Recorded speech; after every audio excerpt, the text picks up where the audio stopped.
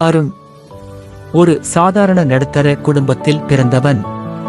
பள்ளியில் அவனுக்கு பேச நல்ல நண்பர்களோ அல்லது ஊக்கப்படுத்த ஆசிரியர்களோ கிடைக்கவில்லை. ஆனால் அவனுக்குள் ஒரு கனவு இருந்தது. வாழ்க்கையில் எப்படியாவது முன்னேற வேண்டும் என்கிற ஒரு அமைதியான ஆசை. 12ஆம் வகுப்பு பொதுத் தேர்வு முடிந்தது. ஒரு மாதம் கழித்து அந்த நாள் வந்தது. ரிசல்ட் போர்டுக்கு முன்னால் பதட்டமாக நின்றான் அருண். அவன் பெயருக்கு முன்னால் இருந்த அந்த ஒரு வார்த்தை ஃபெயில். அந்த நொடியில் அவன் உலகம் இருண்டது. வீட்டுக்குத் திரும்பிய போது அப்பா அவனிடம் பேசவே இல்லை. அம்மாவின் கண்களில் கண்ணீர், உறவினர்களின் கேலி பேச்சுகள். அந்த வேதனை அவனை உடைக்கவில்லை, மாறாக அவனை உருவாக்கத் தொடங்கியது. அருண் வீட்டை விட்டு வெளியேறினான்.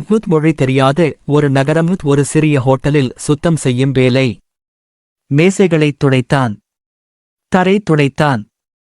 ஆனால் அவன் கண்கள் சமையலறையை கவனித்துக் கொண்டே இருந்தன. ஒரு செஃப் எப்படி சமைக்கிறார், நேரத்தை எப்படி கையாள்கிறார், வாடிக்கையாளர்களை எப்படி கவனித்துக் கொள்கிறார், எல்லாவற்றையும் அமைதியாக கற்றுக்கொண்டான்.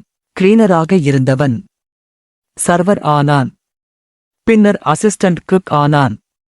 3 வருடங்கள்.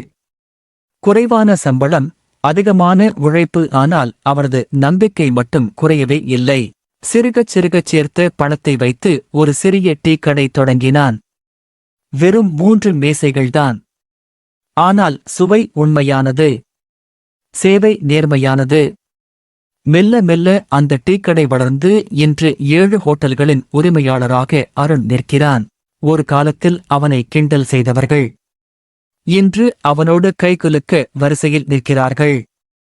நண்பர்களே, ஃபெயில் என்பது ஒரு தேர்வு முடிவு மட்டுமே. அருண் ஒருபோதும் தோற்றுப் போனவன் அல்ல.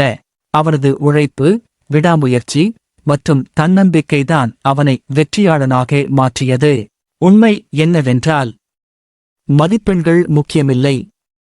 உங்கள் திறமையும் முயற்சியும்தான் உண்மையான சக்தி. எல்லாம் புகழ் இறைவனுக்கே.